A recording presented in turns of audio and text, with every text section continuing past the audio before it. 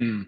Yeah, certainly. And look, I guess maybe James, to answer that a little bit, I'd like to sort of step back a bit and consider projects and project management maybe in general. I've got some stats that I wanted to share with our listeners today. So, um, and this is quite some big numbers too. So every year, apparently, approximately 48 trillion is invested in projects, and don't quote me on the currency or whatever. However, generally, only about 35% of those projects are considered successful. And certainly, I guess if I look back through my own career and think about all the various projects I worked on, it would probably align with that a bit.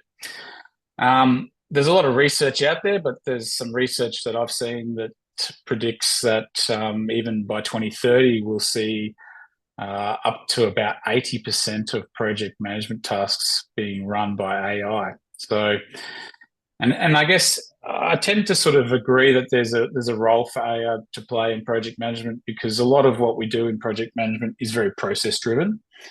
So, can that process be done by machines, and can it be done to a level that we're happy with? I think the answer is definitely yes.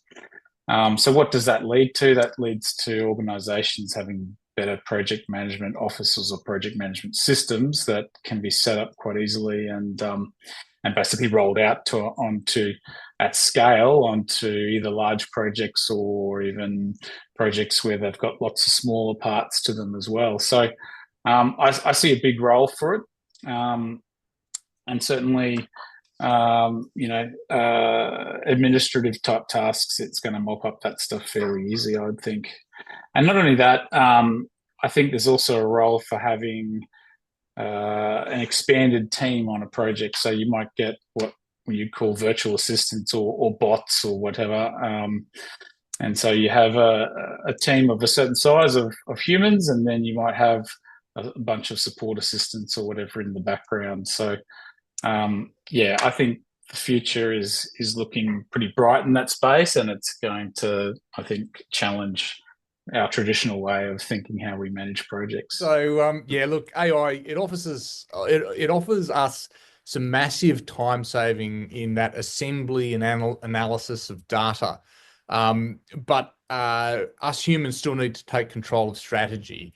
And we also need to error check as well. So I'm sure everyone who's had a play with ChatGPT has found some rookie errors in what it's been able to produce. So it's only going to be as good as the input information. So that error checking is still the responsibility of the professional human, as is the strategic decisions. So one of the tools I use every day that's AI driven is Google Maps. I use it to work out which is the fastest way to get from my home to the office or across town and every day the route might be slightly different depending upon the time of day, traffic flows, etc. So it's a tool that does a whole heap of calculations that I can't do in my head, and has a whole heap of information, access to information that I don't have, and can make these calculations way quicker than I can.